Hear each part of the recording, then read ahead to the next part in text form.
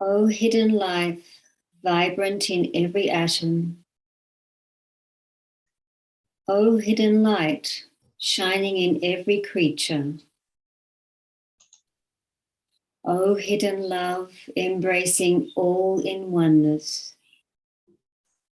May each who feels himself as one with thee know he is therefore one with every other.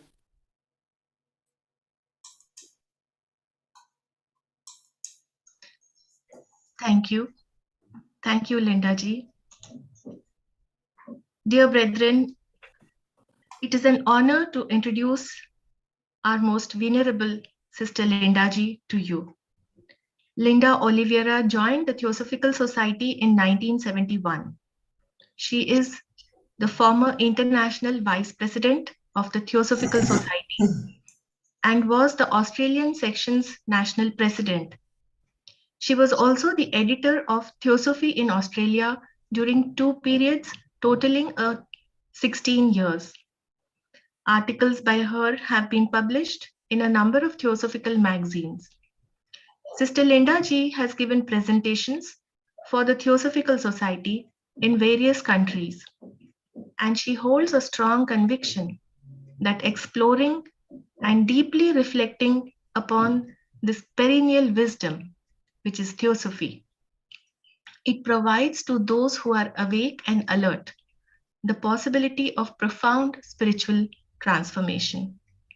I now request Sister Linda ji to take us through this much awaited study program on discovering the divine wisdom. Over to you, Sister Linda ji. Thank you, Sister. Brother Pradeep Mahabatra and brothers and sisters, it is a pleasure to be with you all at this time, availing ourselves of technology so that people from near and far can be in attendance. We have chosen for the study in these 2 weeks a rather profound book of writings by Brother SRIRAM. And perhaps I can say first of all that when we think of theosophical teachings, we may consider them to be of 2 broad types. First of all, technical teachings, which perhaps give us a sense of our place in the universe, the constitution of the human being, the powers in the human being, and that sort of thing. But on the other hand, there are also teachings which are truly potentially transformative. And this we find very much in this wonderful text. So it's part of a legacy which was left to us by Brother SRIRAM, a compilation of articles which were published by him in the Theosophist in a remarkably short space of time between July 1968 and December 1969. True wisdom indeed has a perennial nature, and what is contained within these particular pages seems to possess a timeless quality, and at the same time it is also eminently practical. I'm going to share my screen now and bring up some slides for us to consider as well.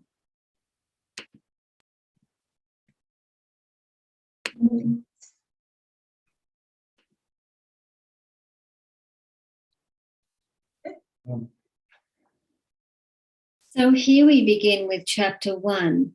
We will be covering most of the chapters in the book during the next 2 weeks, doing 1 chapter each as we go along. So as we begin this chapter, chapter 1 on seeking wisdom, we're introduced to it in what might be a rather unusual way, because Brother SRIRAM actually talks about death. He says, in the dialogue dealing with the death of Socrates, Plato explains that the true philosopher meets death as a friend and not as an enemy, because he understands the nature of the change which death brings about.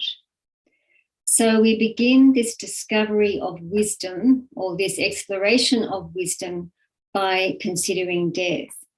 Later on, a whole chapter in the book deals with this subject, and it will be dealt with later. We will not dwell too much on this for now, but perhaps we could give consideration to the question, first of all, what is the role of a friend? If death is a friend, what is the role of a friend? What does a friend do? Perhaps we can think of a friend as someone who is near to us, someone who may help us, hopefully someone with whom we feel comfortable. A friend sometimes mirrors back to us ourselves in some way, and a friend may also act as a kind of mentor. Further on, we read, one's attitude towards death depends on one's understanding of life, the true nature of which is inseparable, that is, it cannot be separated from the truth with regard to death. So the question might be asked, why might he have mentioned this? Well, perhaps that is because what we call death, from the point of view of theosophical teachings, is really another state of life. Also, during life, we experience many kinds of deaths. For example, we might be able to die to one day at the end of a day, just to let that day go. Sometimes during life, we may experience trauma, and there is much trauma in the world today. And sometimes a trauma feels like a kind of death as well. But this death, this trauma, is also very much part of life, part of the life that we lead, really. So we can think of them in a way as two sides of one coin. This echoes some of the truths in the fundamental propositions in the secret doctrine. According to the first fundamental proposition, we are each essentially aspects of one boundless, immutable principle. We can think of this as a profound and unbreakable unity which lies behind all aspects of life. Something which is just there. It is the substratum, if you like, of our existence. And therefore we can understand life very much as a unity, despite what we perceive with our physical senses as what seems to be an extraordinary diversity. And we do see this. We see so many life forms around us. They all appear quite separate. But for one who is deeply aware of life, one can touch on this unity more and more frequently. We also read in the second fundamental proposition about the law of periodicity, of flux and reflux, and this sense of ebb and flow. Brother SRIRAM commented that the true nature of life is inseparable from the truth with regard to death. So surely what we perceive as death is simply part of that ebb and flow of the one life, of which we are each manifestations.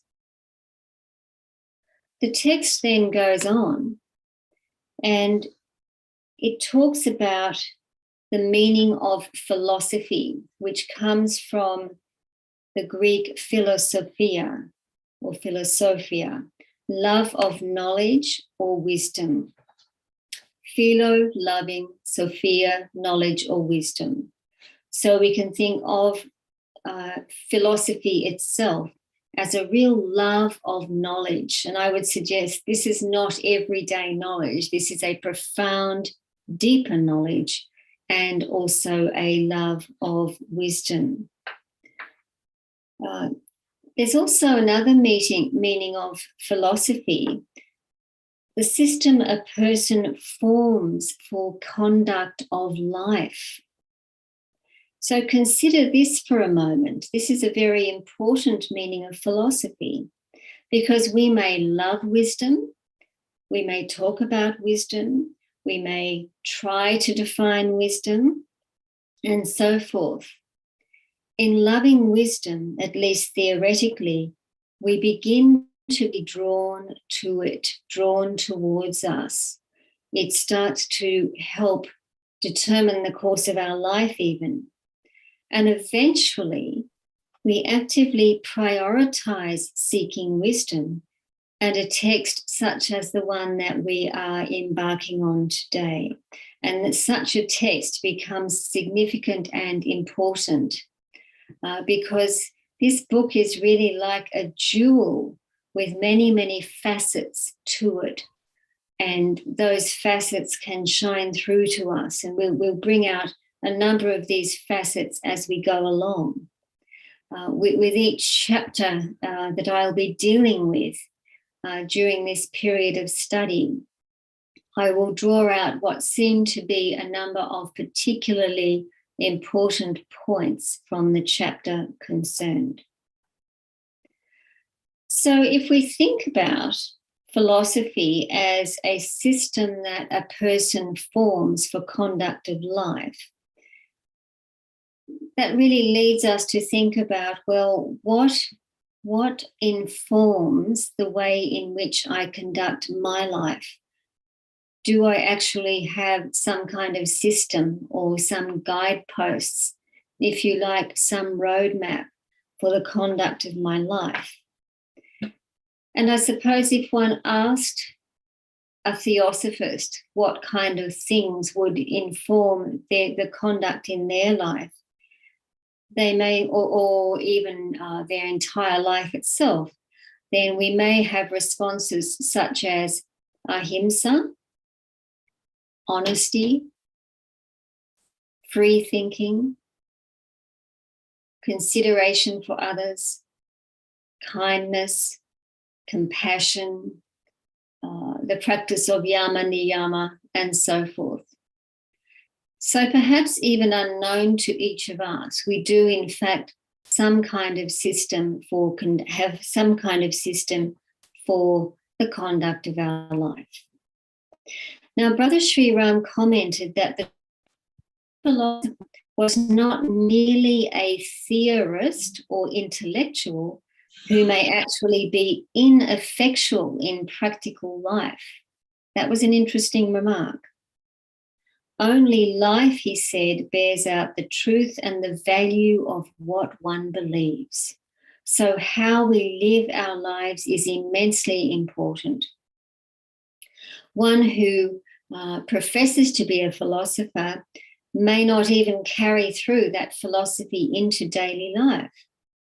And is this not a great test, really, of whether a person is thoroughly imbued with that philosophy which forms the basis of their life? So this brings us to the next point, which is possible contradictions.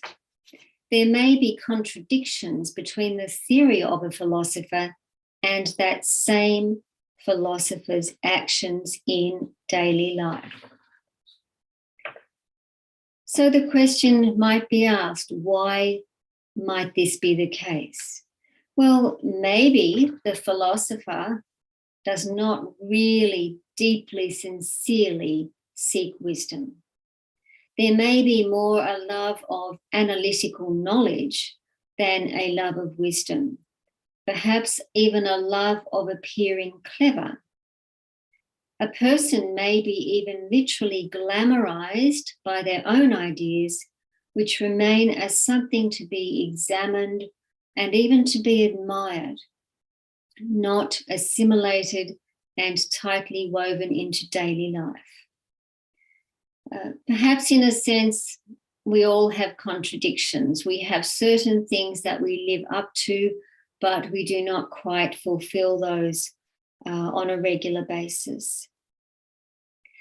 Brother SRIRAM commented that in the old days, wisdom meant true thought in relation to everything pertaining to one's life, not just to certain matters, but true thought in relation to everything concerning one's life. And this, in fact, was regarded as the real source of happiness. He then added the comment that happiness rarely goes with riches and power. So this is a very interesting statement. Happiness rarely goes with riches and power. It has indeed been said, and there's great wisdom in this, that the soul best unfolds in an atmosphere of contentment. Wealth may provide many options to an individual. Different pursuits may be tried out, but sooner or later they may fade in their novelty, leading in fact to discontent.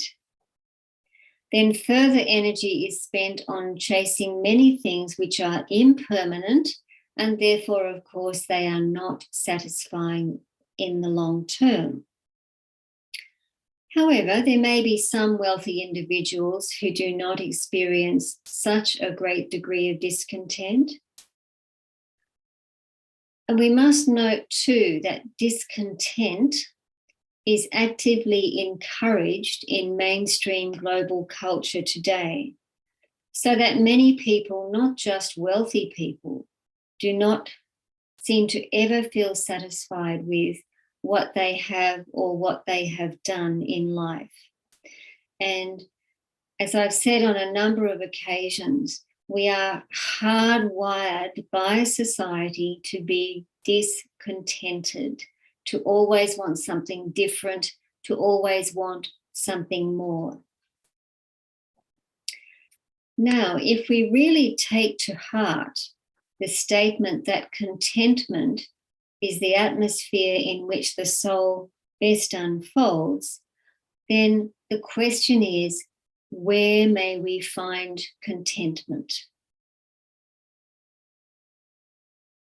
I would suggest that contentment is found in the stillness within. It is not found in things material. They come and go. Contentment may be approached through sacred and timeless teachings or writings, perhaps. And Madame Blavatsky used to talk about steeping ourselves in things divine. So this is another key also to contentment. The more we really study things relating to the divine, the more we apprehend the divine around us, the wonderful, beautiful unity of life, the more likely we are to feel contented, at least for a time, while that frame of mind actually lasts. We should not think of seeking wisdom as simply an austere process, that is, a severe or a harsh process, which requires that we cannot enjoy life.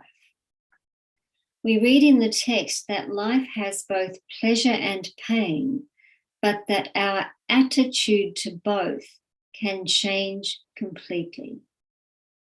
Our attitude to pleasure and our attitude to pain can change. For example, it says the philosopher does not seek pleasure. He takes pleasure lightly when it does come. Wisdom is related to what is good rather than what is pleasant. In fact, wisdom can bring great joy. So if pleasure comes along, it doesn't mean that one cannot enjoy it, but it's when we start clinging to pleasure that becomes a problem. So can we take pleasure lightly when it comes our way? Wisdom, he wrote, cannot be separated from life. It really amounts to a synthesis and a perfection of all the virtues which can be manifested in life. So here we see a very definite correlation with wisdom and with virtues. So if we think about this, what is synthesis? We're talking about a synthesis and perfection of all the virtues. Synthesis is the process or the result of building up separate elements, such as ideas, into a connected whole, so that you get perhaps a theory or a system. So a synthesis is a bringing together of different elements. And if we think about, let's think about virtues for a moment as well. A virtue can be thought of anything which, I guess, manifests the good. Some examples of virtues are things like truth and goodness, humility, patience, compassion, things like that. One does not hear a lot in mainstream society today about virtues, the subject of virtues. Probably it's not a particularly fashionable subject, but the ideal of virtues is really something which has been with humanity for a very long time, and it's brought out in different ways in different traditions. Let's continue. Brother SRIRAM had something to say about light and wisdom. He said there has to be the dawning of a little light in one's heart before there can be any virtue. He quoted John Milton, the English poet, who talked about wisdom as the light of heaven's firstborn. And he also said that wisdom purges the soul or psyche from error. So wisdom is purifying. And we see this wonderful subtlety in light and wisdom. The dawning of a little light in one's heart before there can be virtue, and really an all-round flourishing of virtue, resulting in this wonderful, if you like, birth of wisdom. Light on the Path mentioned, regard most earnestly your own heart, for through your own heart comes the one light which can illuminate life and make clear to your eyes all things. And also in relation to this subject of light, I'd like to share a quotation from a scientist who was both a microbiologist and a mystic. His name was Darrell Rennie. And he had this deep sense of the universe. He said, and in the deeps, from the depths, from endlessly far away, a single point of faultless light. That point of faultless light is the splendor of completed love. It is the brightness that is the heart of brightness, unflawed, undivided, seamless. It is the one that is all. I would suggest that this faultless light is also within our Buddhic nature, where love resides and from which wisdom is born. It may be tempting in today's world, with its numerous problems, to want to be secluded from the world. But Brother SRIRAM observed, it is a false philosophy which induces one to retire prematurely from the world or to run away from it. Such so-called renunciation, he said, is really a confession of failure. So that was an interesting comment. So he was saying, in a way, don't shirk, don't disregard our responsibilities, and to try to retire too early, earlier than one should from the world, is not the right thing to do. He goes on to say, nature in the larger sense does not permit us to escape from responsibilities or evade our problems. They have to be solved in some manner. And I think that life teaches us this. Sometimes we might try to escape from some responsibility, but then we find eventually that catches up with us again and we have to deal with it. Perhaps the challenge is even more difficult the second time around. And if something is not dealt with in this life, well, we know very well from the wisdom teachings that it will come up again in the future at some point. I want to talk a little bit now about the word Dharma.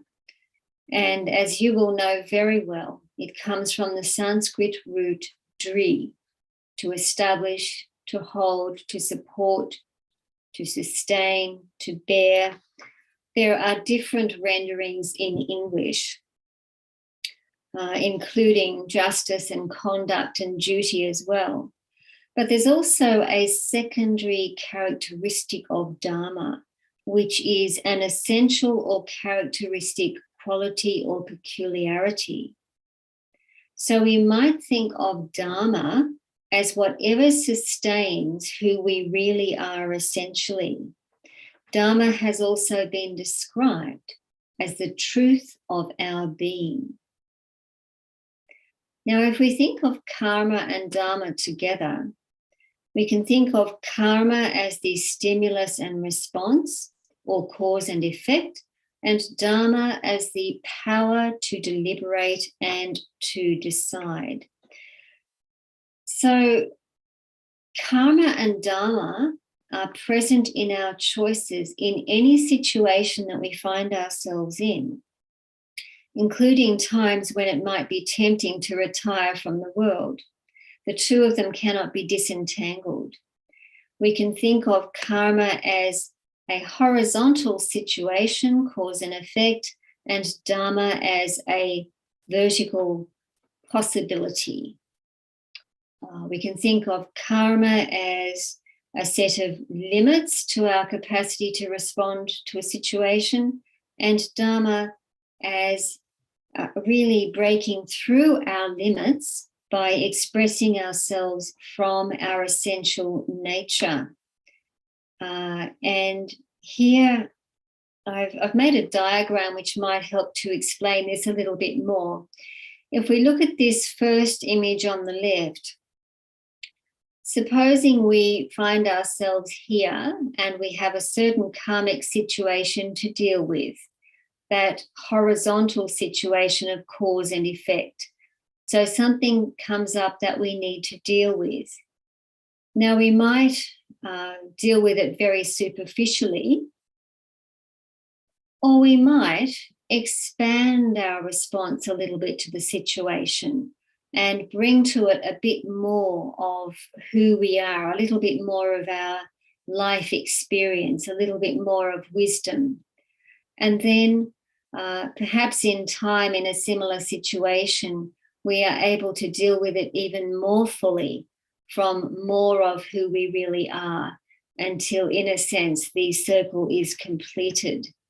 So that's one way of thinking about karma and Dharma. We then find a statement.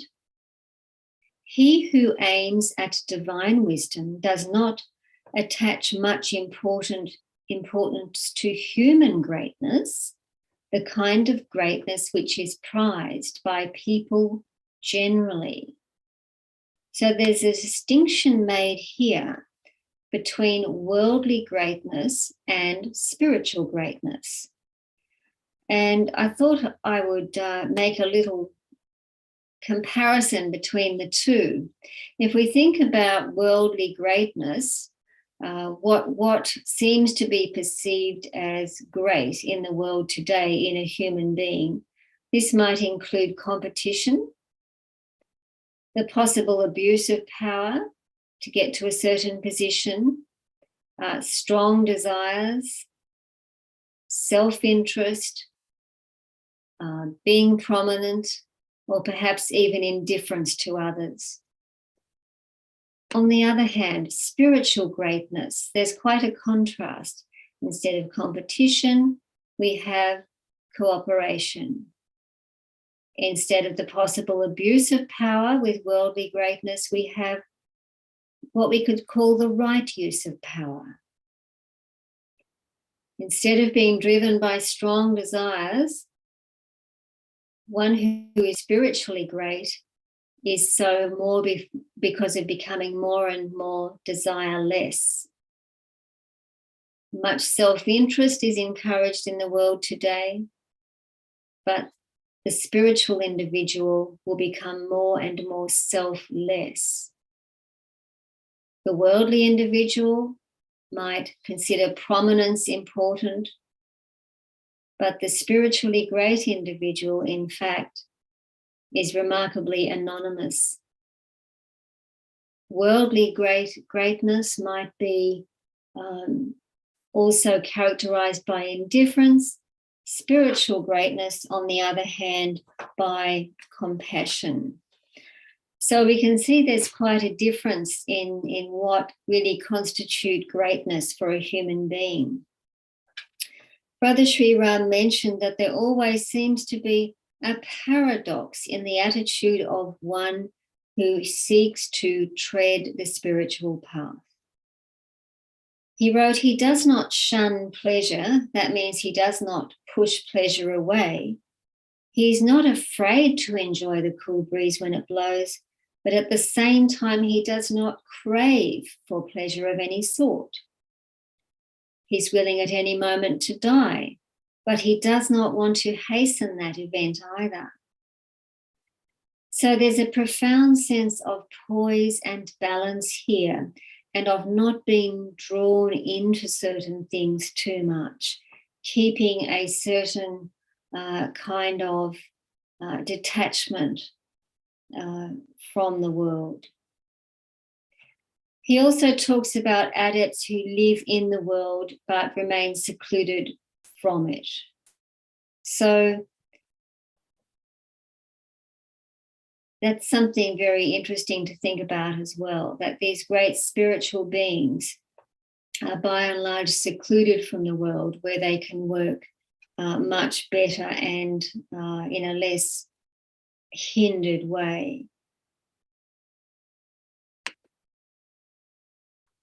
Something else which stands out in this chapter is a statement by him about a philosopher being a spectator of all time and all existence. A philosopher is a spectator of all time and all existence. He mentions the beautiful Sanskrit term jnana atma, meaning wisdom self, but in fact also described as the witness self. So Atma here is the witness, which of course is identical with Brahman. And it's a different kind of way of looking at the world. And eventually, even this witnessing disappeared and there is just pure consciousness. But this idea of a witness self is a very interesting one. We can think about what witnessing might be. A witness observes something, perceives something, apprehends something. It's possible for one aspect of us to observe and witness while we also act in the world, to kind of watch as we act. it is possible to do this in certain respects at least. Such observation may take place more easily between actions and when we are at rest.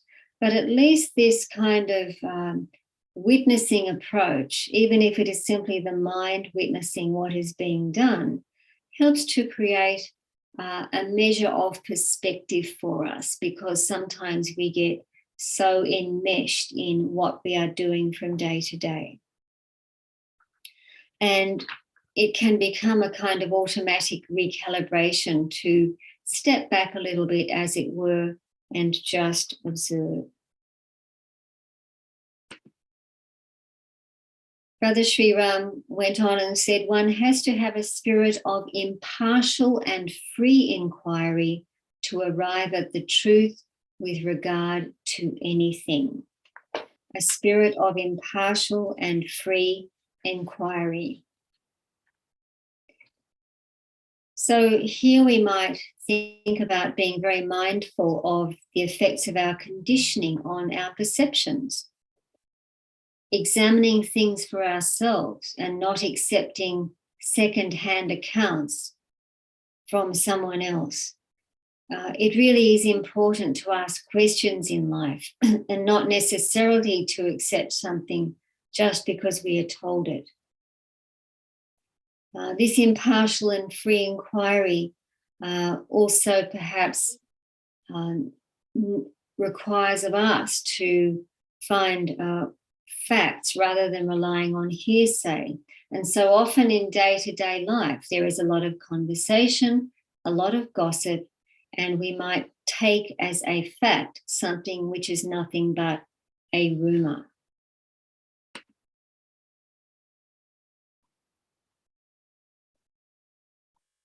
He said also that this impartial and free inquiry can come about by restraint and pausing to consider.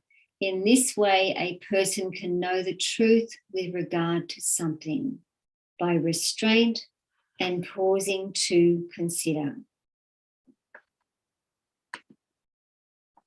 Then he mentioned that one who seeks wisdom must refrain altogether and completely for any type of sophistry.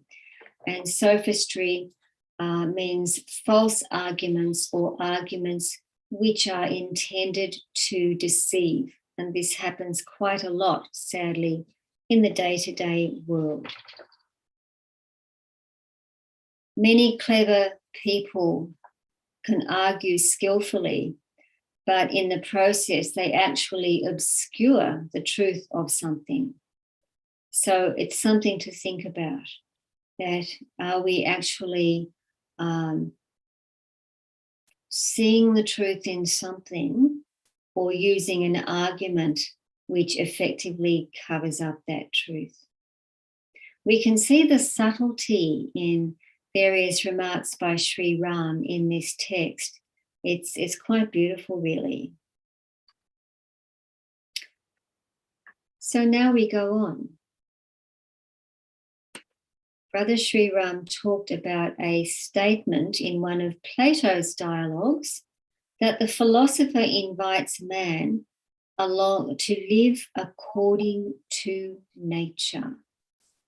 The philosopher invites man to live according to nature. So what does this nature mean? Well, perhaps that fundamental nature, as he says, where nature in her divine purity is there and where divine thought is reflected. To live according to nature can be thought of as living in mindfulness of nature's fundamental law of harmony. And that this is reflected in our mode of relationship with life on this planet.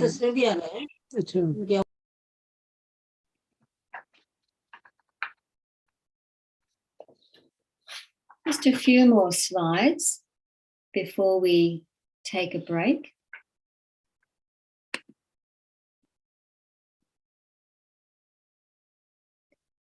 Brother SRIRAM wrote about harmony. The wisdom which resides in the soul is in fact the noblest and best music, because there is in it a quality of harmony which is presented only in the best type of music. So there is wisdom in the soul, and it's harmonious and contains the very best kind of music. Now, the question arises, therefore, what is harmony?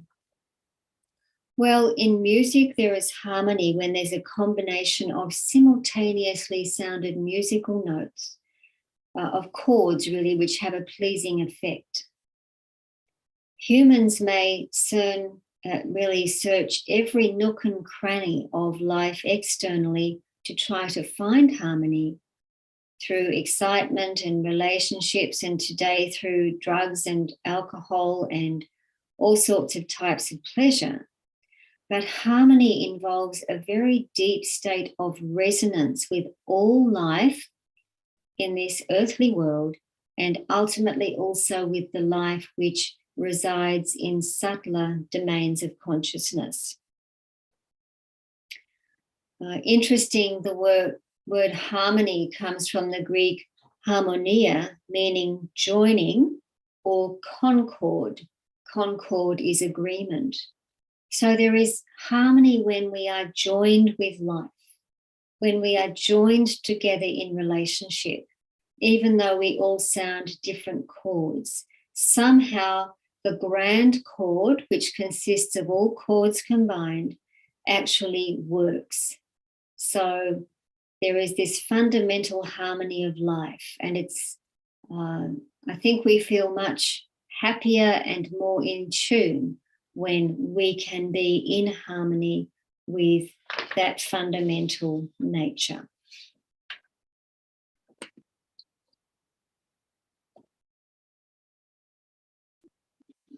Brother SRIRAM wrote about the value in knowing the truth of those things which pertain to our daily lives, of really examining them. And this, he said, includes examining ourselves in a detached way with calm acceptance of ourselves. He quotes Madame Blavatsky, who speaks of examining the lower self in the light of the higher. And this, he says, means to examine ourselves objectively, with serenity, without any kind of condemnation or justification of oneself, in other words, impartially, coolly and dispassionately. He encouraged Theosophists to constantly examine personal attitudes, how we think, how we speak, and so forth. And there's much merit in this. He says that if we are so preoccupied with our own ideas, living in a rut or in a semi-dream, then we have separated ourselves from the main current of life and are out of touch with its reality. Therefore, we need to engage more with life deeply and honestly. So finally, just a summary slide of some of the points that we have dealt with. One was allowing death to be a friend. Remember, this chapter opened with that thought about allowing death to be a friend, and we considered death as being a part of life. Possible contradictions between theory and actions. We were thinking about the philosopher and then why there might be a contradiction between the philosopher's theory and the philosopher's actions. Also, the importance of an atmosphere of contentment in which the soul can unfold. Contentment is very important in this regard. We talked a little bit about light preceding virtue, and wisdom being light which purges the soul. We considered a few of the basic virtues as well, very briefly. and the fact that virtue is not necessarily encouraged so much today. We considered Dharma in contrast with karma, and Dharma as responding to a given situation more fully from as deeply as we can go within our own nature, so that we do not just respond superficially to life's situations. We considered the difference between worldly greatness and spiritual greatness, and some of the quite striking differences there, because they are in many ways real polar opposites. Also, the wisdom self, jnana atma, also described as the witness self. And a little bit about what witnessing is. We considered a bit about living according to nature, about harmony, and the value of knowing the truth of things which pertain to our daily lives, including detached self-examination. So that brings us to the end of these slides. And if there are any questions or comments. I thank you, Sister Linda Oliveira, for this most insightful session on discovering divine wisdom. And it is very well summarized at the end, the points which you have made. I now invite our participants, if they have any questions, they may raise their hand or either send the questions in the chat, and we will take them one by one.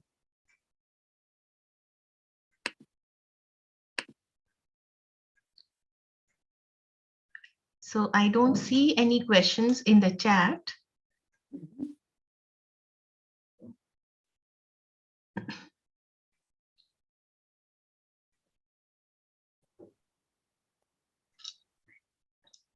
Linda ji, if I may, I'm sorry, as I said, my video is off due to the internet bandwidth, but I really like that point about the impartial and free inquiry to arrive at truth with regard to anything which you mentioned.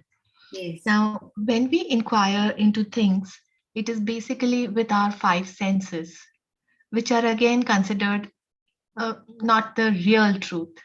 So what would you say in regard to this? Yes. Well, here we are in the sensate world. Our senses are flooded with impressions from without every day. Our eyes and our hearing, it all just comes into us.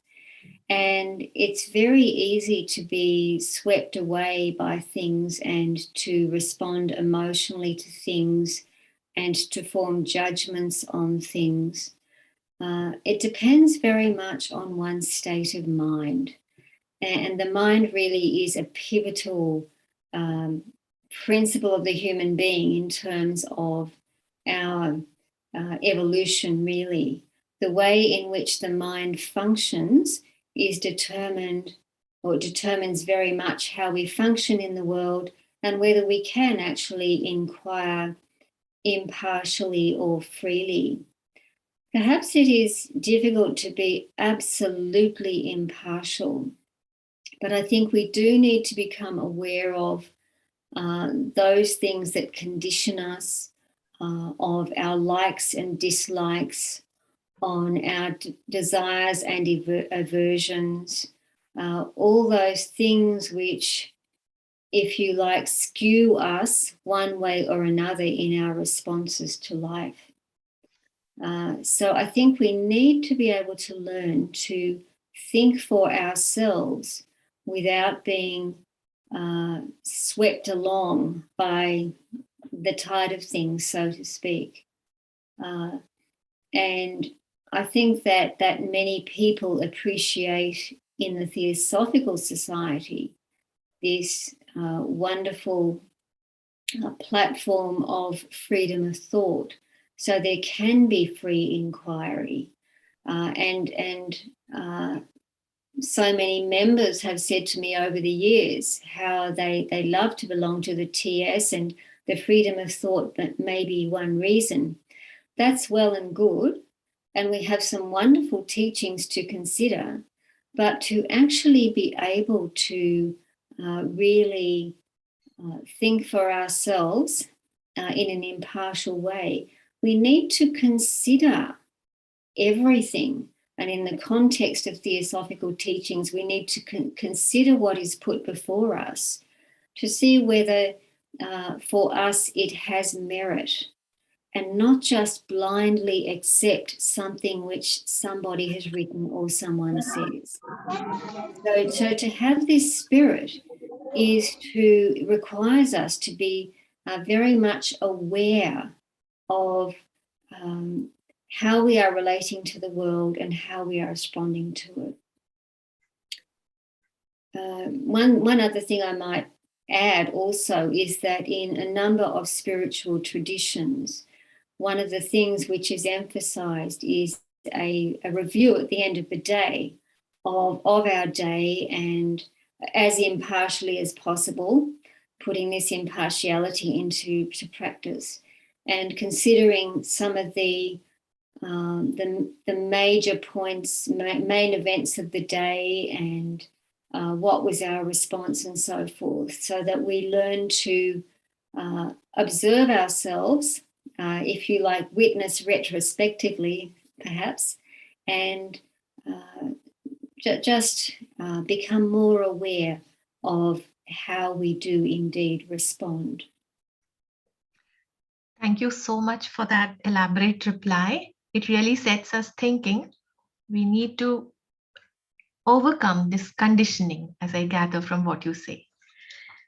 So if there are any more questions from the participants, we can take them now. Can I speak? Yes, Hello, please. sister. Can I speak? Yes, please. Here, seeking truth means we have that truth in absolute nature, which is a pure consciousness. It has decided into the divine truth, and then the spiritual truth, and then worldly truth. So now here seeking truth means from worldly truth to the this spiritual truth, if I am correct. That's one way of thinking about it. I suppose there are the Buddhists talk about relative truth and absolute truth. There's something which might be a relatively smaller so-called truth for us as we function in the world, which we might think as relative to something larger. But I think also a so-called worldly truth is something which might change over time, whereas truth in a more ultimate sense is something which is simply abiding. It has different facets. And if you like, you can call it spiritual truth if you like, but it's a higher form of truth. And it really requires the mind to learn to find out what is real and what is not. The little book at the feet of the master spoke apparently very simply and yet very profoundly about some very important preliminaries in terms of the spiritual path, and to actually discern between what is important and what is unimportant is quite a significant thing. And if we can start to do that more in life, then we do come closer, I think, to what we could call a more spiritual, profound level of truth. Right. Thank you, Linda ji. I hope that answers the question. Brother Reddy. Yes. Right. Okay. Yes. Okay, thank you. We have time for one or two more questions, if anybody would like to ask.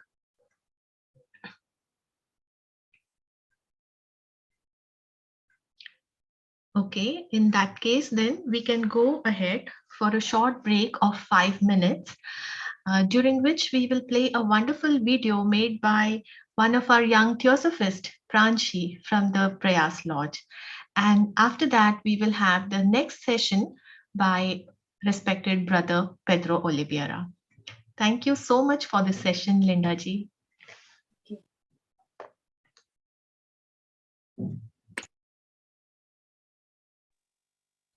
Love, peace, harmony, abundance to all.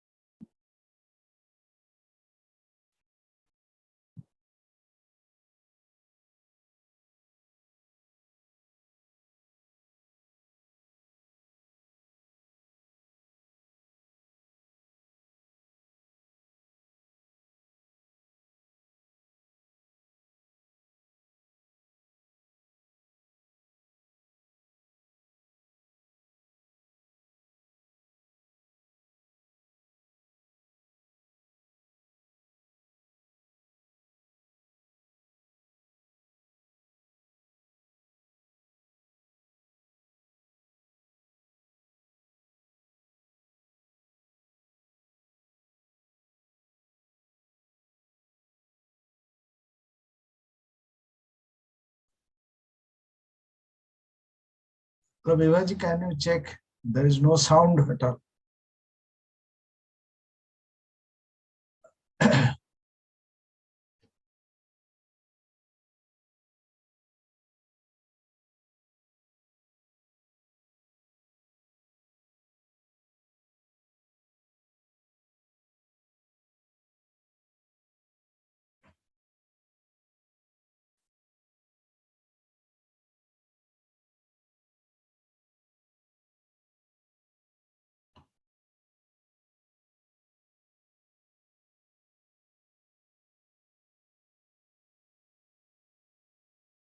That one who is graced to die on the land of Varanasi.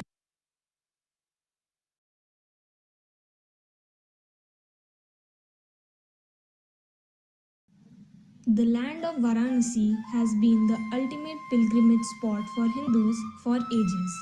Hindus believe that one who is graced to die on the land of Varanasi would attain salvation and freedom from the cycle of birth and rebirth. Abode of Lord Shiva and Parvati, the origins of Varanasi are yet unknown. Visitors from many parts of the country visit this holy place throughout the year. There are many age-old monuments, temples, shrines in and around the city, attracting people to rejuvenate by a trip that connects to their soul. The river Ganga brings the morning vibes of the most beautiful sight of the sun rising and setting at the horizon. The morning Ganga Aarti before sunrise is organized by Subha-e Banaras. It is truly mesmerizing to see the Aarti being done even as the sun rises slowly and lazily from the east.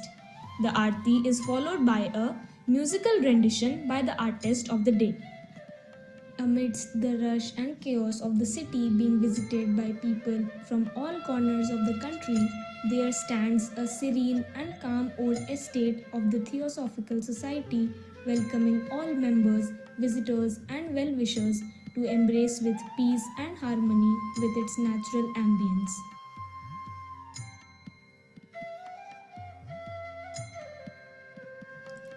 The Indian section of the Theosophical Society was constituted by an executive order of the President Founder Henry S. Olcott dated November 17, 1890, stating, "The Indian section of the Society is formally constituted as a section for the whole of India effective from January 1, 1891.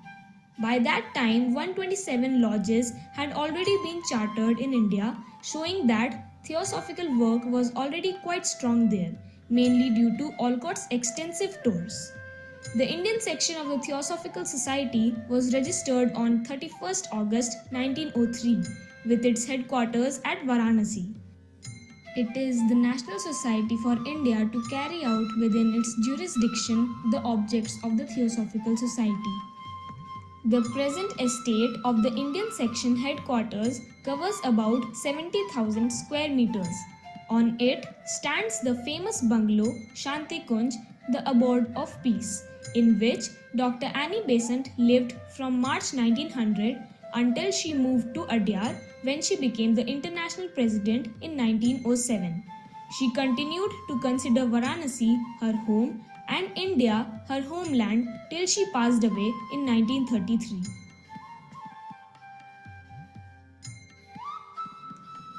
The lush green campus of the Indian section is well maintained and kept vibrant by sincere workers. There are many air purifying plants and fragrant flowers which keep the ambience of this campus fresh and welcoming. This is also a home to many birds and insects who add vibrations to the calmness of the campus. Delegates gather in the lawn for a friendly chit-chat during any convention and meeting of the Indian section. The Bhojan Shala in the campus has a well-maintained kitchen and the workers are very diligent in serving healthy vegetarian food for all delegates during the conventions and meetings. There is a proper timeliness scheduled for breakfast, lunch and dinner with tea time. The members and delegates are relaxed and they feel at home while visiting the campus. There is a serene temple of Shiva known as Shanteshwar Temple. The white Shiva Shakti as seen in this image was donated by Dr. I.K. Taimuni. Linga is the symbol of potential energy of Shiva who represents the whole cosmos, and Shakti or Prana is the life energy that makes possible movement in the cosmos. Shakti and Shiva symbolize energy and consciousness. Shiva is Shava or corpse without Shakti. Vedanta views her as the essence of the stream of consciousness. The potential remains formless and hence Nirakar. Another activity taken up by a number of lodges in India is the Bharat Samaj, started in 1920. It was initially meant to simplify the Hindu rituals. Under the leadership of Pandit Mahadeva Shastri of the Adyar Library and Research Center, a daily puja was introduced, taking mantras from the ancient scriptures. It was publicly performed for the first time by Krishnamurti at the convention in 1925. There are Bharat Samaj temples on the TS premises at Adyar and Varanasi, and the puja is performed there daily. On certain days, it is performed regularly in several lodges, and it is a common feature on some special occasions.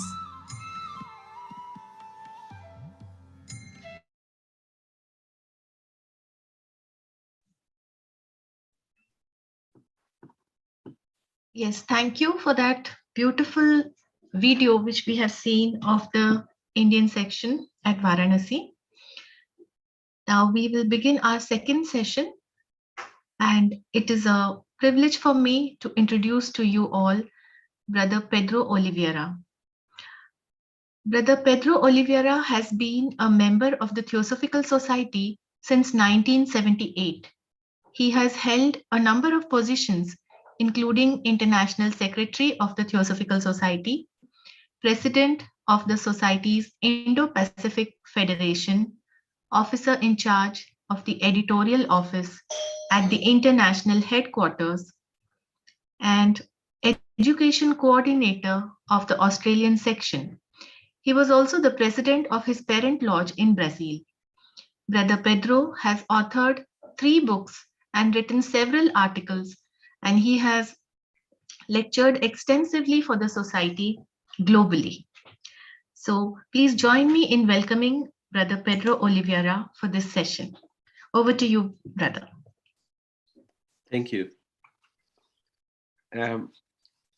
I thank Brother Pradeep Mahapatra, Brother Pradeep Gohil and the Indian section for this invitation.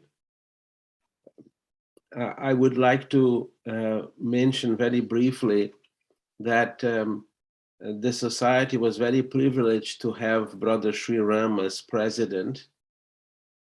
All of our presidents left behind a very important contribution, and Brother Tim Boyd is presenting his own unique contribution to the work of the society.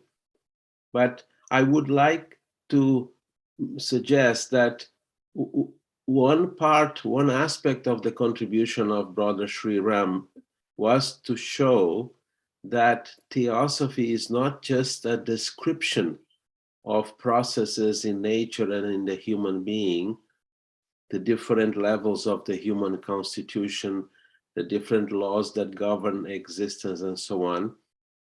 Theosophy is not just a description, but according to him, it is a living wisdom.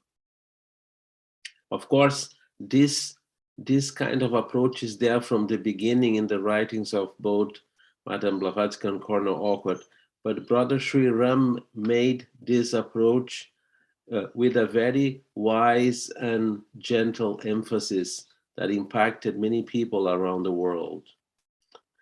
We are going to examine a few ideas from chapter number 2 of the book Seeking Wisdom, and the title of this chapter is Truth or the Semblance of Truth.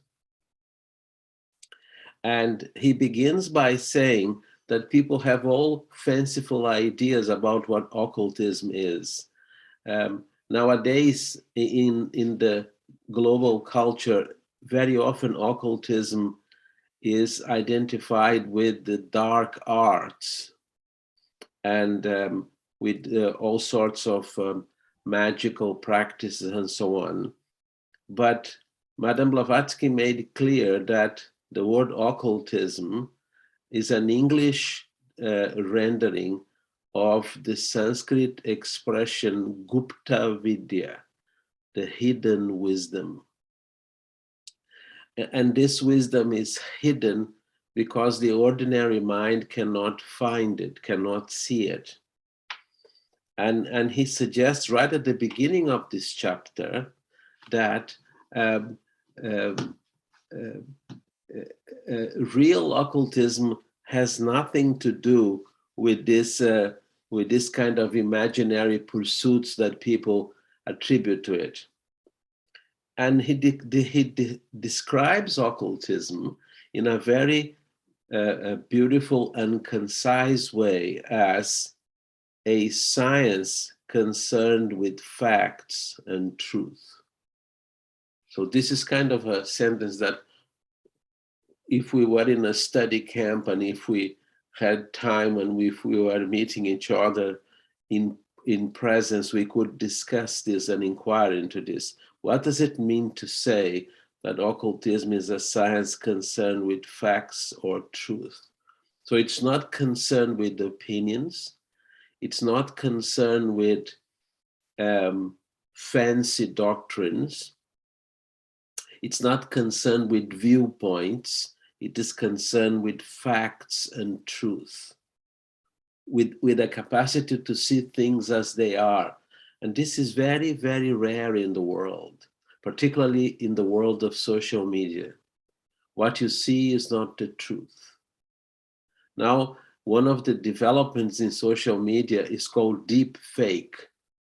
They are using a modified, slightly modified face of a person, particularly a famous person, to either sell a product or to create some sort of influence and so on.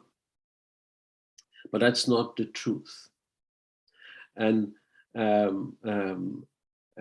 are people nowadays advancing versions of the truth. One individual has popularized this expression, fake news. But whenever he uses the expression, he is trying to criticize news about him, which may or may not be true. So the importance of seeking the truth and seeing the truth is very, very relevant today. How can we go beyond this web of illusion, which we call social media, for example, and also some items of the press, which normally has its own interests, and see the truth of what's happening? He also says this particular science, he is referring to occultism, Gupta Vidya. This particular science is also concerned with life and consciousness. And it's only when one's life is based on truth that it assumes the aspect of wisdom. So again, a number of important ideas here. He is mentioning a statement that was made by Dr. Besant in her book, A Science of Consciousness, a very important book in theosophical literature, in which she says there is no distinction, there is no separation between life and consciousness. Whatever is alive is conscious. Whatever is conscious has life in it. And this applies to all levels of existence, including a rock. C.W. Leadbeater, who lived in Sydney, where I live, many, many decades ago, he could see when a boy stood on a rock, he could see that the entire life of that rock was directing itself to the spot where the boy was. And he felt that that rock, to the horror of the materialists and cynics, he felt that that rock was very fond of that boy. So there is consciousness in rocks. And then he says that it's only when one's life is based on truth that it assumes the aspect of wisdom, which implies this very central idea: can we look at ourselves as we are? If we can, we won't experience any more conflict with others. Because if we can see and look at ourselves as we are, what others say is not particularly relevant. It becomes relevant if we are unsure of what we are, and then we react to what is said. Again, to quote Brother Leadbeater, who suffered quite a great deal of attacks during his life, Dr. Besant as well, he coined this expression in a letter to someone. He said, in life, very few things matter. Most things do not matter at all. You see the depth of this. It's directly associated with what Brother SRIRAM said. Very few things matter. The comments that we make about others, the comments that others make about us do not matter, because in most cases, they are comments emanating from the personal mind, which, as Madame Blavatsky said, is kama manas, the desire mind. The entire nature of the mind is pervaded and dominated by desire.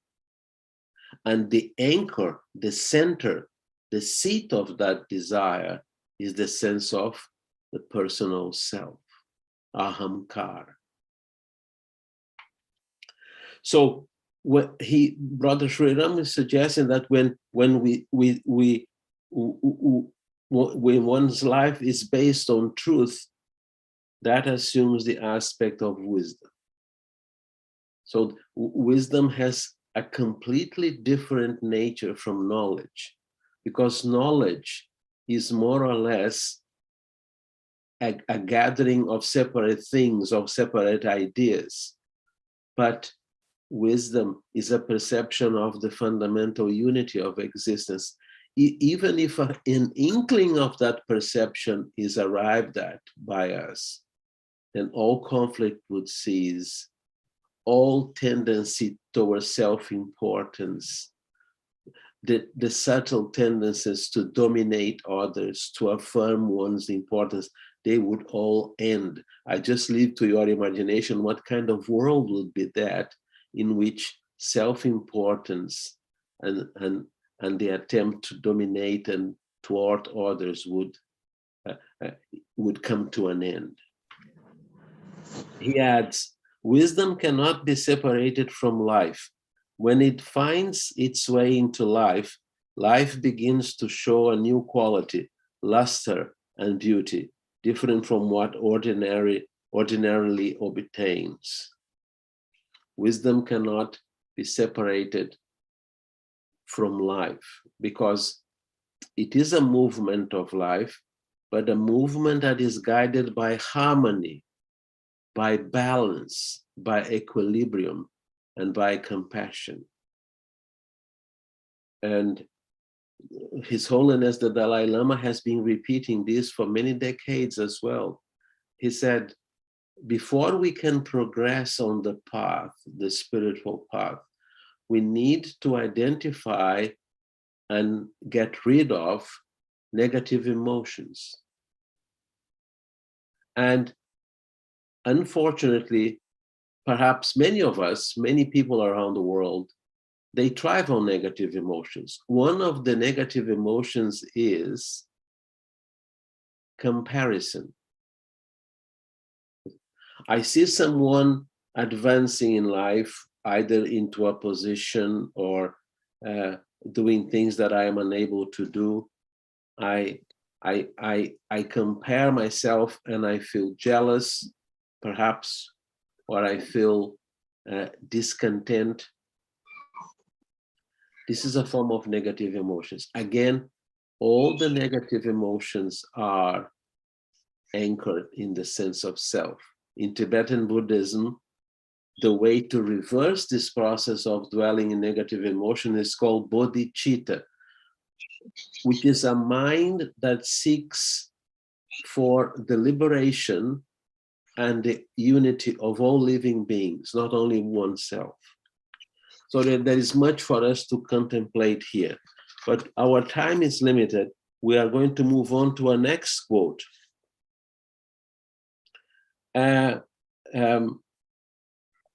He says that truth has a very profound meaning. And he says, in order to discover that meaning, one has to apply the most rigorous standards to one's life and thinking.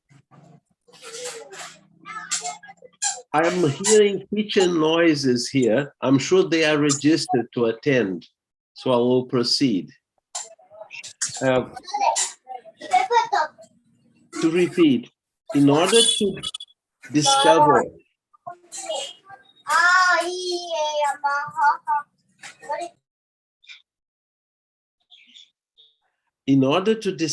that meaning, one has to apply the most rigorous standards to one's life and thinking.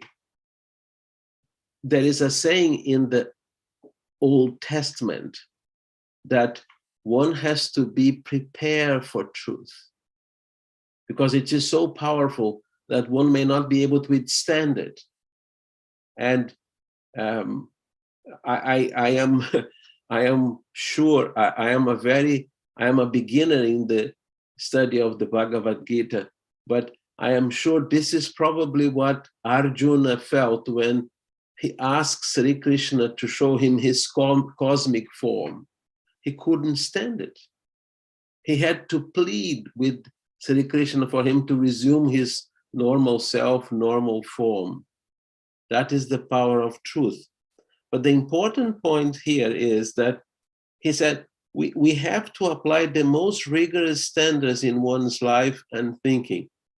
If thinking is diluted by ahamkara or self, it's not prepared to meet truth.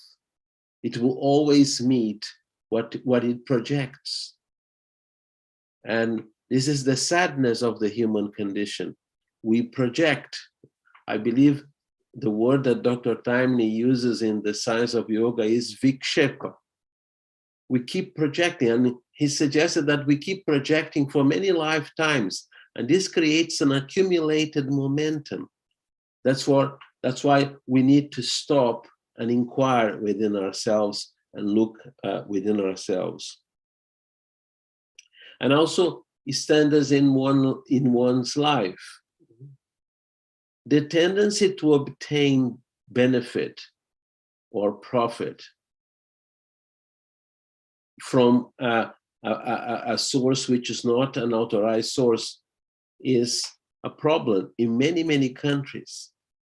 Not only in Australia, in my home country, in Brazil, in many, many countries.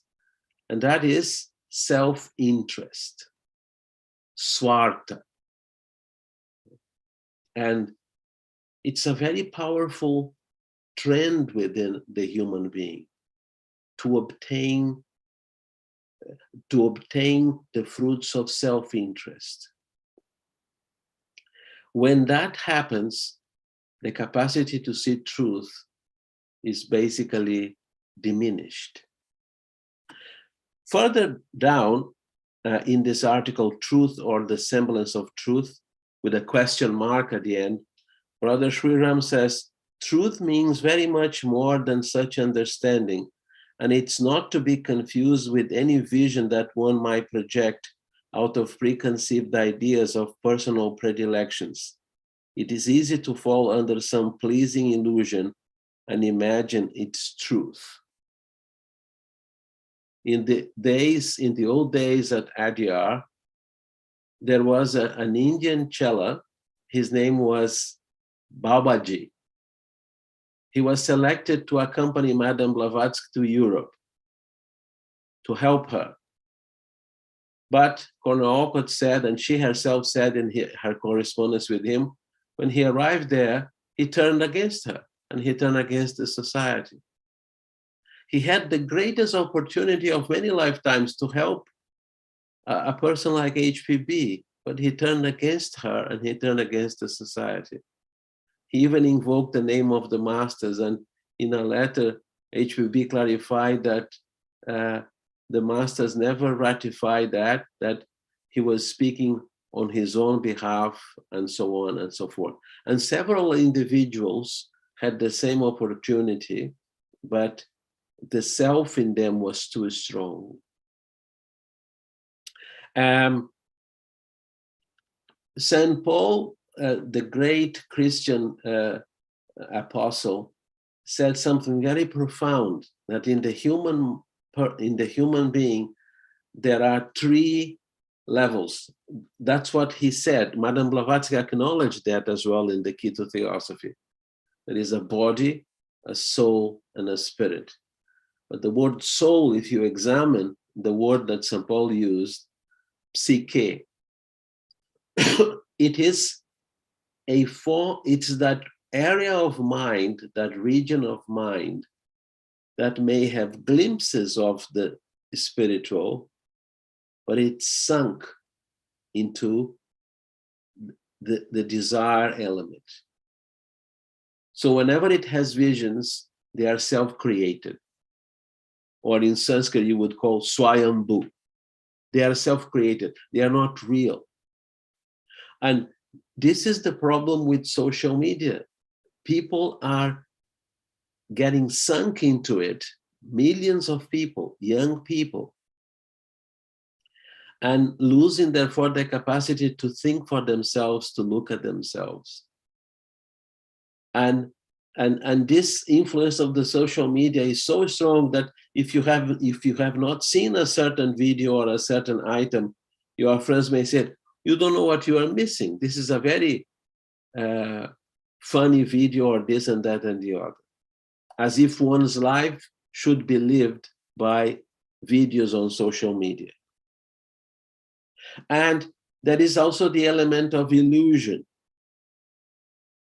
And I am very fond of the stories of Mullah Nasruddin.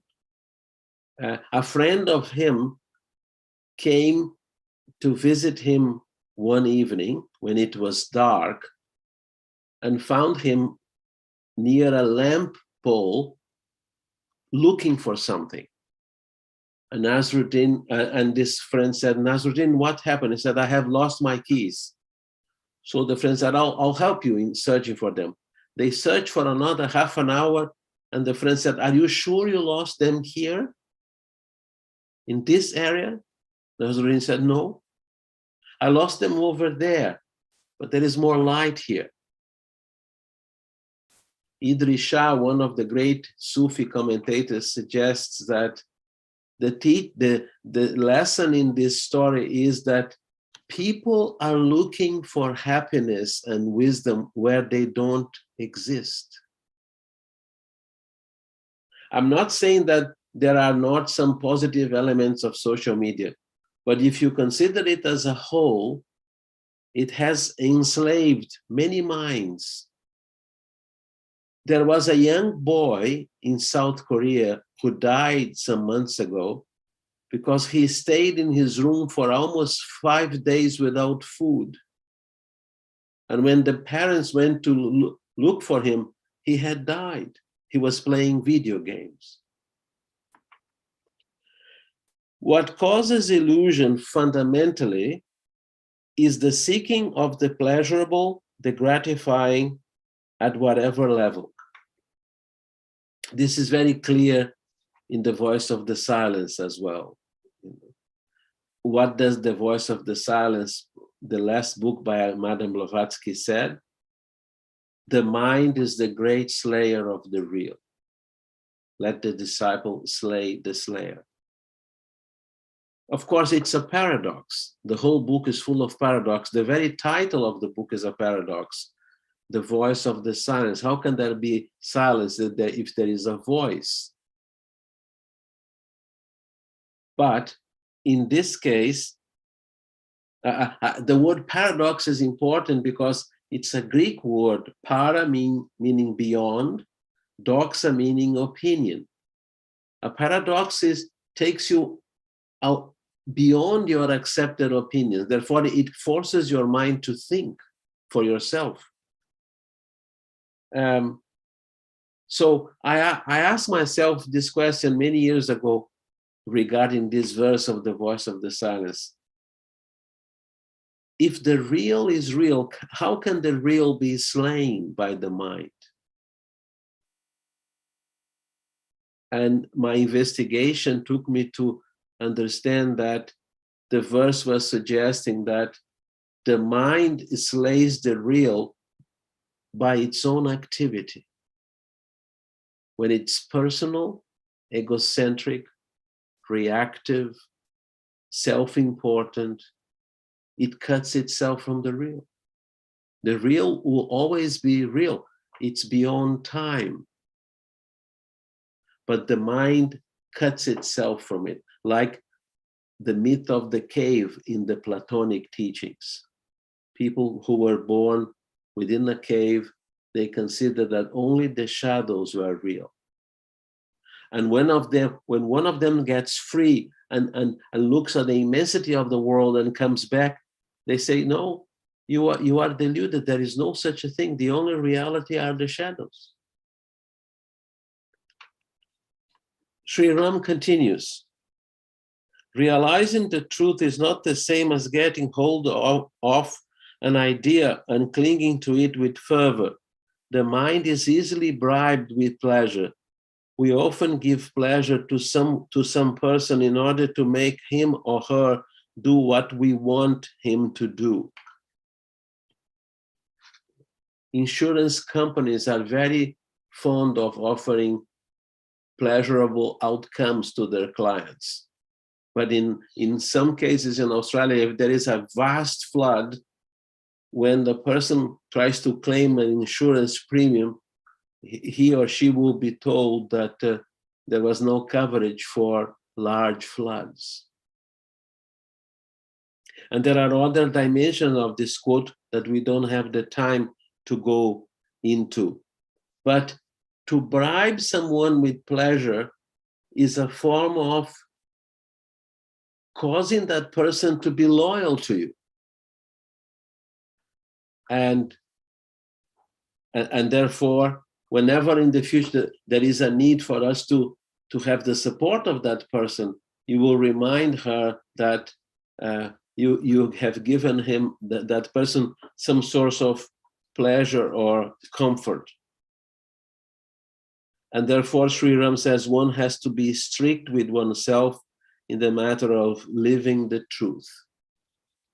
So if there is no projection, if there is no self-interest, if there is no expectations, I lived with myself, I look at myself, and I don't depend in my life to any other source of encouragement.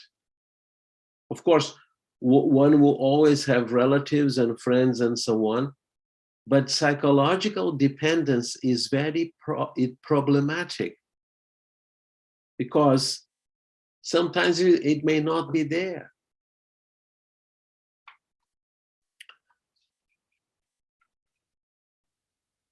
And then SRIRAM says, I'm aware of my time here.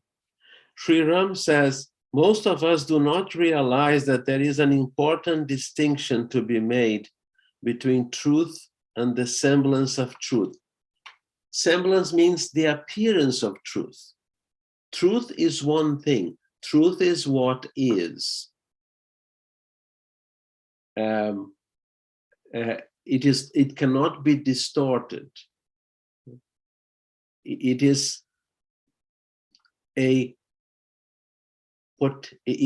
potent fact. You cannot touch it. It exists on itself. He says, in diplomacy, it is the semblance of truth which all the time is practiced to a nicely, and all those concerned know this to be the fact. Let me repeat. In diplomacy, it is the semblance of truth which is all the time practiced to a nicety, and all those concerned know this to be the fact. This happens all the time in the world. World leaders have appeased other leaders, and in time of crisis, when other leaders misbehave badly, they took a little while to realize and to gather a discourse of opposition to that leader. But they will not tell you that they appeased him or her. So this is not truth. This is what SRIRAM calls the semblance of truth. And this is happening in the world in many places. And he says, such a person has to smile and smile and smile, even though his purpose may be villainous.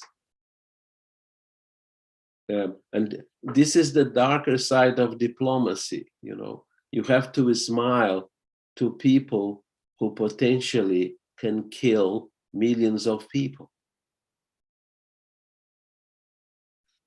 Not all leaders behave that way. You know, Winston Churchill, for example, he said what he had to say about Hitler, even when a number of members in the British Parliament believed that Hitler was a good man. He said, Mr. SRIRAM said, there may be some businessmen who, having risen to the top, can afford to be brutally blunt. It's true.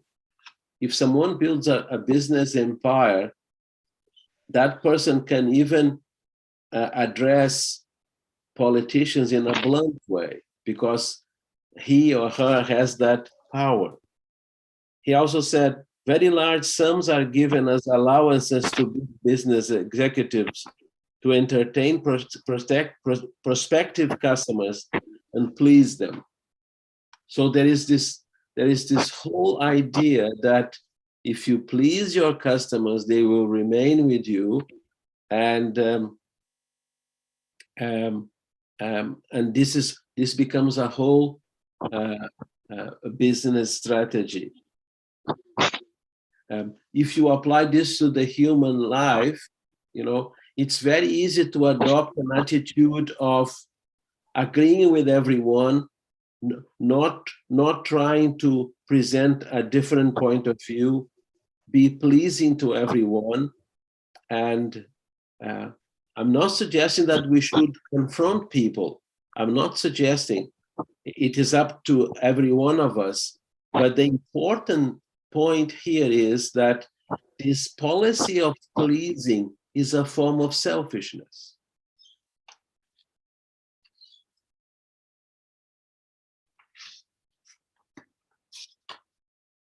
I still have some minutes.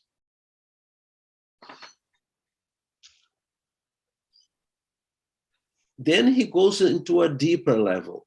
And I hope you don't mind mentioning this, because he's going to examine what our responsibility to truth is. And this is a very serious matter. To pretend to be what one is not is as corrupting as untruth in speech. There must be in one's heart a genuine love of truth. One can be wholly true only if he values truth and gives it importance in his life and thought. Or he must be so full of love that he cannot entertain the least wish to deceive. Again, if we had time, we could go into this question. What is this wish to deceive? Why people are led to deceive others for their own benefit? Also, what does it mean to have in one's heart a genuine love of truth?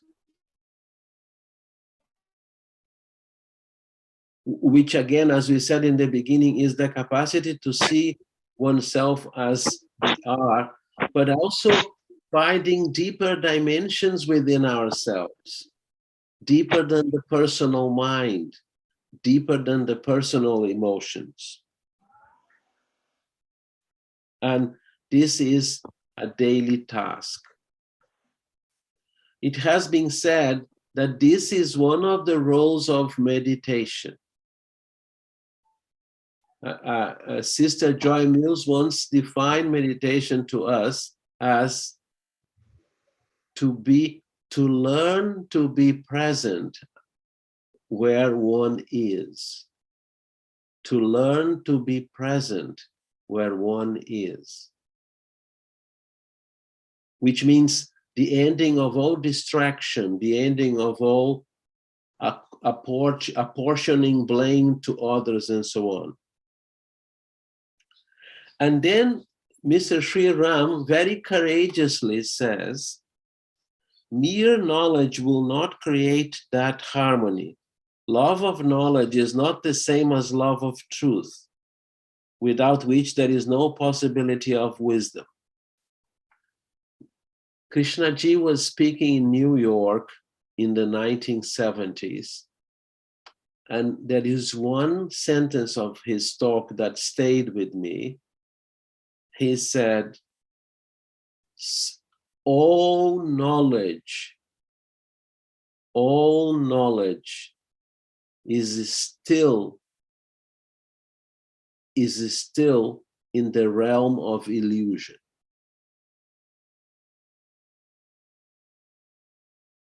Because knowledge can be obtained by the mind, but not necessarily by the mind purified from self-centeredness, purified from selfishness.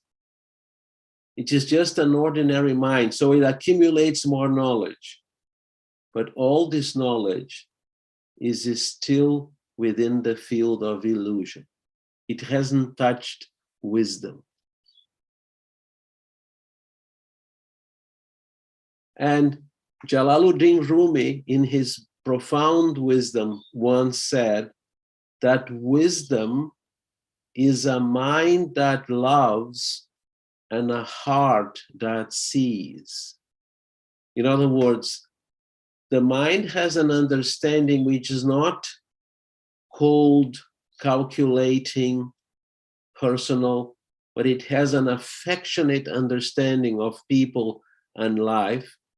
And the heart has sympathies which are not just parochial, limited to one's circle of friends and family, but a level of sympathy that embraces all life on this planet. So this, according to Jalaluddin Rumi, this is wisdom. Okay, thank you. It's a mind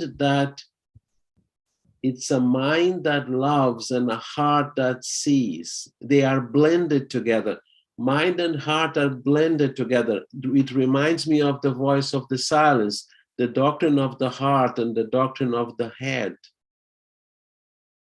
And one has to find out what the doctrine of the heart is. Continuing, the attempt in advertisement is always to build up a glamorous image. The word image is much in currency at present because people are concerned not with truth, but with only success and the image which is presented. So you will never notice in any advertisement the highlighting of failure or unachievement or anything. In the world of advertisement, life has no such things. It has only ideal things. So that by identifying with that ideal, you buy that product. There was an American economist who many, many years ago said that when the need for a new product doesn't exist, it must be invented. Why? Because the human mind is going to buy that invention. That's how advertisement convinces you of everything. All expert advertisers try to build up in the minds of readers of newspapers and magazines, or through television and posters, an image which will make people fall for the things that are advertised. But the image is only a phantom, an appearance, and unless it reflects what actually is, the attraction created is a false attraction. I was a young man in Brazil. I was coming back from a theosophical meeting in the city to my home, and there was this hoarding advertising a new TV set, a Japanese TV set. And the caption of the hoarding was, "Emotions beyond time and space," which is a lie, by the way. In the timeless, there are no personal emotions. There is only pure consciousness, truth, the eternal. And yet this company was advertising emotions beyond time and space.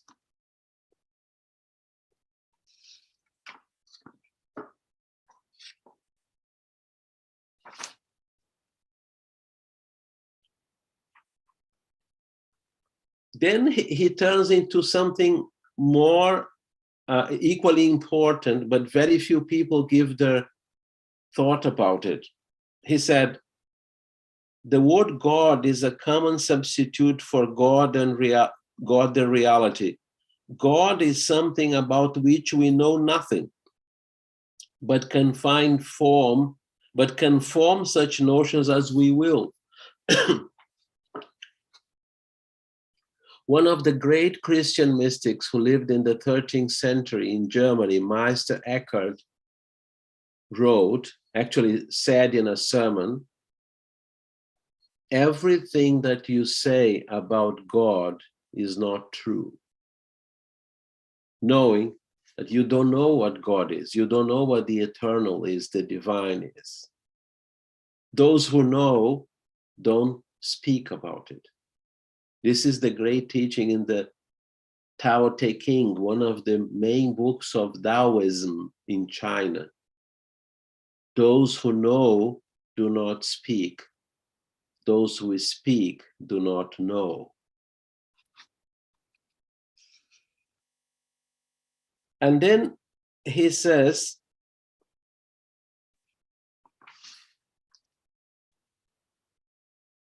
and it's a very challenging statement by Mr. SRIRAM, a man or a woman who is self-consciously spiritual cannot be spiritual in reality. A man or a woman who is self-consciously spiritual cannot be spiritual in reality. And in the very history of the society, we have had members and people who claim that they achieved the highest states of consciousness and so on. But those who really have didn't claim. They just continued to work until their incarnation came to an end naturally. And the idea that one would promote oneself spiritually, that one has taken occult steps and so on, is not necessarily wise. This is what Brother SRIRAM is suggesting. He says, the whole tendency of the human mind at present is to materialize and degrade everything which is true or real, bringing it down to the level of a bargain counter or the marketplace. We are so apt to use the word spiritual with a material mind and in a materialistic spirit. The word yoga nowadays, particularly in the West, is a corporate multi-million-dollar business. And they have added all sorts of yoga, of words to the word yoga, just to attract the attention of the people. One of them in New York is called hot yoga. So this is not really, this kind of initiative is not based on the ancient science of Patanjali and the Yoga Sutras. Why? Because one of the preliminary teachings of that tradition is called asmita, is to become aware that we identify ourselves with our projections, with our emotions, with our motives, but that self-identification is not real. I would like to end this presentation here, and if there are any questions, I would be happy to reply within my capacity. Thank you very much, Brother Pedro, for this really great session, which opens our eyes to what may be, what we may think as the truth, and how knowingly or unknowingly it gets masked by these various factors. So thank you so much for the session. And I now invite the participants to post any question which they may have in the chat, which will be taken up one by one, or they may raise their hand.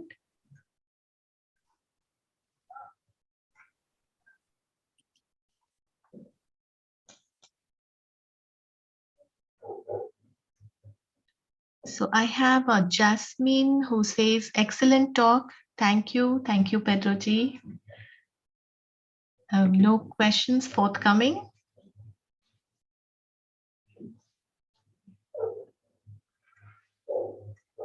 Probably all of them got bored. Or they understood the truth. Truth is It is. It has so many levels. When we reach a certain level and we think we have reached it, that is the time where HPB says that is the time we realize that, oh no, this was just an illusion. There is still a higher level. And it goes on forever and ever.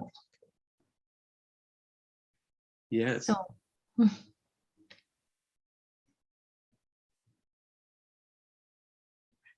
So anybody would like to say something to Brother Pedro on this wonderful session that we had?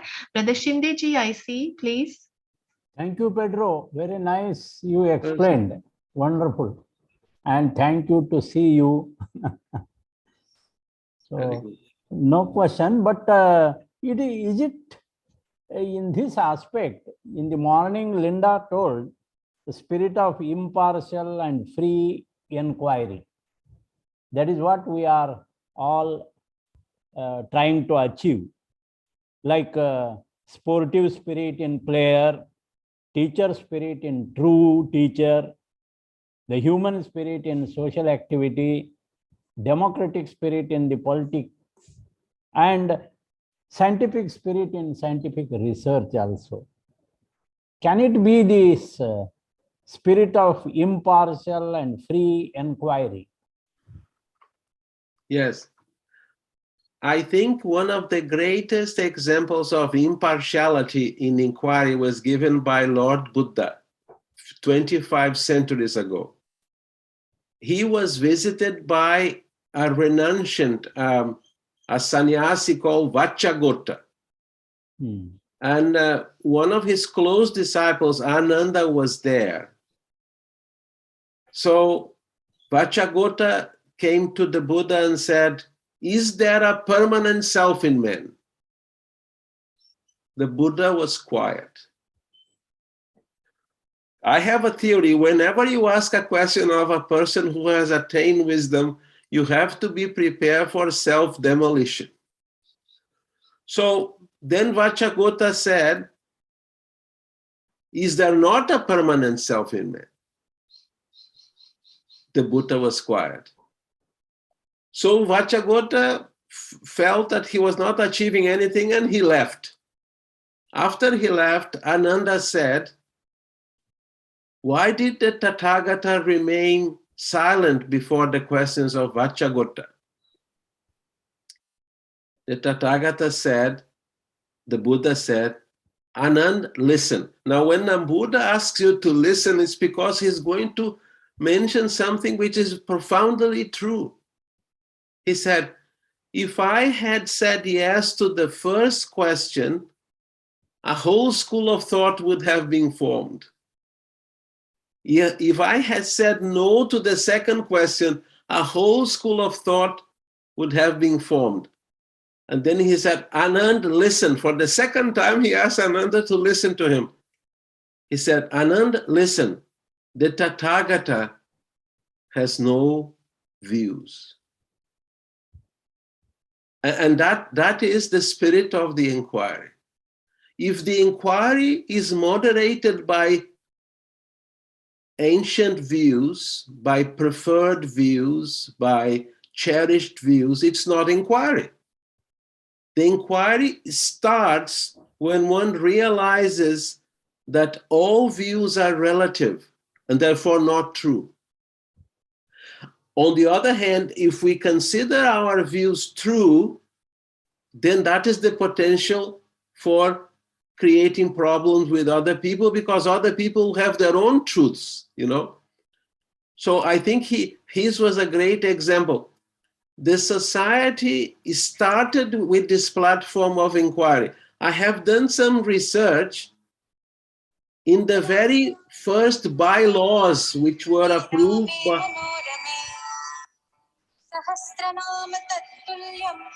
Am I speaking too much?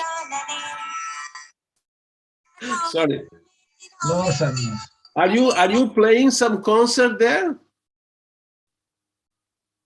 I'm checking who is the person. Okay. This, as you said, rightly said, Professor Shinde, this spirit of inquiry has been there from the beginning. I have checked in the first bylaws of the society which were approved In October 1875, before the formal constitution of the society, they said the TS has no creed of its own to promote or advertise. The society has no creed.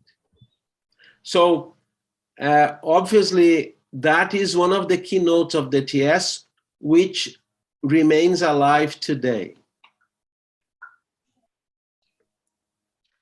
Thank you, Brother Pedro, for your insightful answer in this context. And I have one more question in the chat. Yes. So it says, it is from Brother Reddy. He asks, he would like to know, rocks, do they have consciousness active of recognition? When Brother Leadbeater said that he discovered that rocks have consciousness, that doesn't mean that they write emails, that they are into a Snapchat or WhatsApp and so on. What he said was said by Madame Blavatsky many years earlier. She said, there is no dead matter. Everything that exists is alive because there is consciousness everywhere. That's what he said. Correct, thank you. And we have greetings from our dear Firoza and Zenu Master. They sincerely thank the speakers for their inspiring and enlightening session and the organizers. Thank you so much for your session. Thank you very much. We are very much delighted and much obliged to hear you again, sir, after October 2009 at Banaras. Thank you.